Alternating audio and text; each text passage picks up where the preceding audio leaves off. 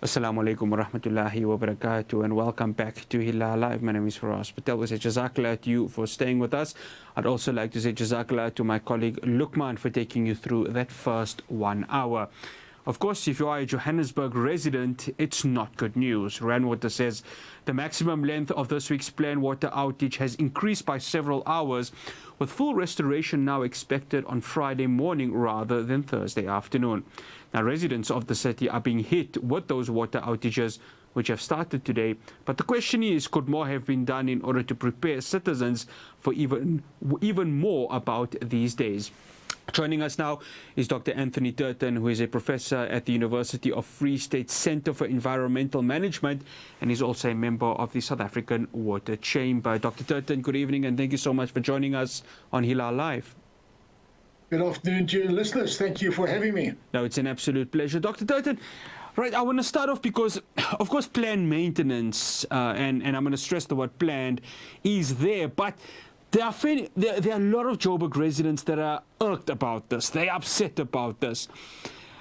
Could there have been more done by the city in order to try and make their preparations seem a lot more smoother? Yes, I can fully understand that people are upset. Any disruption to water supply tends to make people upset. This is a complex issue, and it's a very complicated engineering system that is being dealt with.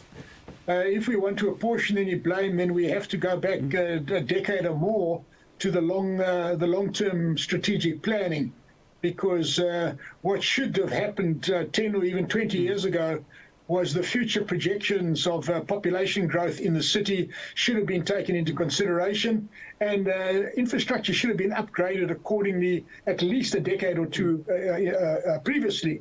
That has not happened, so we're now sitting with the fait accompli. So we can't really blame Randwater, because Randwater is trying to simply improve the service by enabling redundancy, or building in redundancy to bring a second source of supply into the system, which is, I think, very, very important from an engineering design perspective. But it's if Johannesburg Water had enough storage capacity in their own system, normally the design standard is 48 hours of storage within a system, then this particular upgrade would not have been that problematic. It's the fact that there is no buffering capacity within the system, or stated differently, the storage capacity in the system has been outstripped by the population growth. It hasn't kept the pace with population growth. Therefore, it runs out faster. And as a result of that, there's no buffer capacity. And therefore, the impact of the problem is simply magnified across society. Yeah, Dr. Turton, you've raised something quite interesting, because I've had a lot of people coming to me, and we've had the discussion. Look, there's been a lot of rainfall that has happened within the Gauteng region. The Vaal Dam is at quite a high, but it's not just about the Vaal Dam. And you bring up that interesting point right there. It's about the systems within Johannesburg Water and the communication, obviously, between the metros, municipalities, and Randwater. If those systems aren't working, the pumping of water and the ability to store water isn't there. Yes, you use the word systems. So let's just quickly home in on that word systems. We've got multiple systems that are involved here. So let's just say, for argument's sake, we've got three systems. So the one system is the energy system, so the Eskom supply that's used to move water around. We probably use about 10%, maybe as much as 20% of all of the energy that we produce in South Africa goes to pumping water. Can you believe it? It's a huge amount of our energy just goes to pumping water, particularly to Gauteng, because Gauteng gets its water from the Tugela River in KZN. So it's going to be pumped up over the mountain to get there. So that's the one aspect, the energy system. Then the second system that's important is you've got your bulk water provider, and that is your Randwater. Randwater is the biggest single bulk water provider in the world. People don't realize that, but Randwater is something that is extremely sophisticated. It's bigger than any bulk water supply in America or in Europe. Just simply by virtue of the footprint that it services, the thousands of kilometers of pipelines that it maintains on a daily basis. Then the third system is your municipal system. So it might be any one of a number of municipalities along the Greater Johannesburg conurbation. There are multiple municipalities, Ekurhuleni, for example, or Johannesburg, or Krugersdorp, different municipalities along the same Witwatersrand Ridge. So we've got at least these three different levels of interface, all of which are strained in some way or other, all of which have got transactions happening across them, and all of which have to communicate with each other, and none of them do properly. So that's one of the reasons why we sit where we are today. Dr. Turton, how important is it that the three spheres of power that, of course, run a province, and I'm talking about municipalities, metros, and, of course, Rand Water, how important is it that all three of them need to be in sync to make sure that not just sustainable water is being given, but also consistent water? And in a case like maybe Johannesburg, there hasn't been that communication. As you said, this upgrading should have been done 10 years before. Yes, water, if you speak to the average citizen, they would think of water as coming out of their tap, water used to prepare food, water used to water the garden maybe, or maybe water used to flush the toilet or for personal hygiene purposes. That's what the average person thinks about water. But that's very small water. That's only about 2 liters per person per day, 3 liters per person per day. But basically, water, it goes up to 200 liters per person per day for domestic purposes. But the big water is water for the economy. You must appreciate that there are businesses that are impacted by this. There are manufacturing concerns. There are factories that manufacture goods that need water to either cool boilers down or to become part of processing plants. Think of jam or something like that is really just water. So the knock-on effect in the economy is of an absolutely great magnitude. So now we start going into this thing. What is water security actually? Water security consists of 6 different elements. So let's go through those 6 elements. The first element is water security is about a guarantee of a given volume of water at a given quality, at a given pressure, at a given time, at a given place, and at a given price. So those are the 6 elements of water security. So you might still have water coming out of your tap, but the pressure is too low, for example, to fill a tank up properly or to drive a process of some other industrial process. So water pressure is as important as water quality is. So we need to distinguish these factors, because I live in KZN, and KZN, we only have water pressure that is usable for about 16% of the time. So less than 20% of the time do we have water supplied at a pressure that can be utilized. So the rest of the time, 80% of our time, we have water, but the pressure is so low that it can't do what it has to is required to do. So we've got to understand these are very, very nuanced things, but these things can only come about by having a highly qualified engineering staff. And now the question that I ask is, how can we have leadership in different municipalities when right now on the political front, every single municipality virtually without fail has got squabbling at senior level about who's the mayor, who's the deputy mayor, who's the portfolio manager for whatever portfolio. There's no coherence of thinking at that level. And because we're in a coalition government scenario now, there's no long-term planning. There's no long-term decision-making over what's going to happen next month, next year, the next 10 years, next decade. The next quarter century. We've got to think that far in advance, and that's what's happened. We've lost sight of that long-term strategic planning. So I would almost say that in the case of most of your municipalities, they have lost the ability to do long-term forecasting and long-term strategic planning.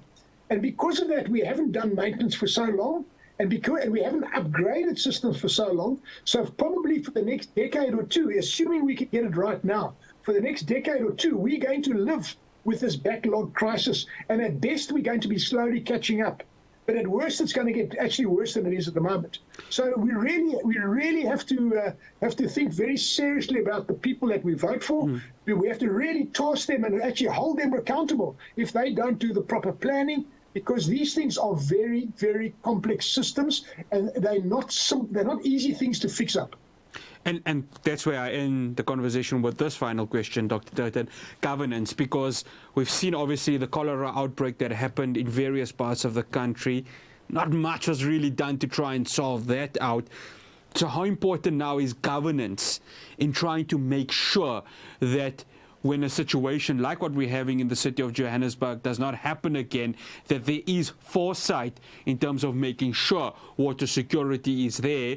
Or are we just going to be hitting our head against the wall and come 10 years' time again, we're in the same situation? I think this cholera issue is a game changer, and I'll tell you why I think it is so. For the first time in the history of South Africa, in our democratic South Africa, we have a case where human life is now being lost directly as a result of corruption, malfeasance, maladministration. And in fact, the epicenter of that is the Hammanskraal area, where we have forensic evidence going back to at least 2003, around about then, that already showed a manipulation of the procurement systems in place to procure the services of engineering contractors to fix up that wastewater works. And we now also know, this is important in the context of the current conversation, where people get sick, it's not because they drink water from the tap. They get sick because they get water delivered by a tanker. And that tanker, by virtue of the economics of tanker operation, those tankers are actually provided by service providers on tender. So we're into the tenderpreneur space here now.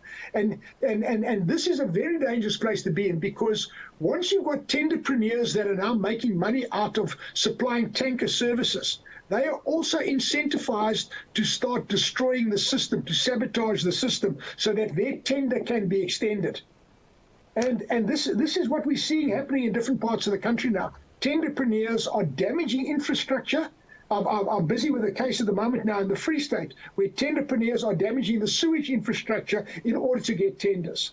So this is a very worrying thing, because it's my belief that the Hammanskraal case, where you've had loss of life there, it was not from water that they drank out of the tap. It was water that came from tankers, and that tanker water was probably not sourced from a municipal water supply. It was probably sourced from a river, because the tanker operators are paid per load that they deliver, not from where they get it from. They are paid if they can deliver 10 loads a day, they're going to get 10 times more money than if they can deliver 1 load a day. And if they deliver 1 load a day, that's all they can do if they're going to go to the single standpipe where there are 20 different tankers waiting to be filled up. So they'd rather cut the queue and go down to the river, take water from the river, and then come and invoice the municipality for another tanker load that they've delivered. So that's where the corruption's taking place, in the procurement of those tankers. So I would like to just urge all of your listeners, if they are reliant in any way on tanker services, to be very, very wary. If you're getting water from a tanker, I would suggest that you boil it. I would suggest that you suspect that it's come from an unclean source of water, unless, and this is an important caveat, unless that tanker service is provided by a municipality, and that municipality is willing to issue a certificate of compliance with a driver, so that every time that tanker is delivered, it must come with a certificate of compliance. And if anyone is receiving water from a tanker, they must take the registration number down of the tanker, they must take the name of the tanker driver, and they must just create their own logbook about what load was bought, who it was purchased from, what date and what time. And why is that important? Because if anyone gets ill, if anyone comes down with cholera or something like that, you've then got a traceable record, and you can go back and you can hold that person criminally culpable under South African law of dolus eventualis. So this is where this litigation is going. Dr. Turton, I'm going to have to stop you there. Unfortunately, time is against us. We'd like to say thank you so much for joining us here on Hilaal Live. It's a pleasure. Thank you. That's Dr. Anthony Turton, member of the South African Water Chamber. Again, he's mentioning there that many of these tankers, it's quantity rather than quality. Strengths to the to the residents of Johannesburg who are going to be going through this difficult time. We're dealing with load shedding. and now there's also water shedding.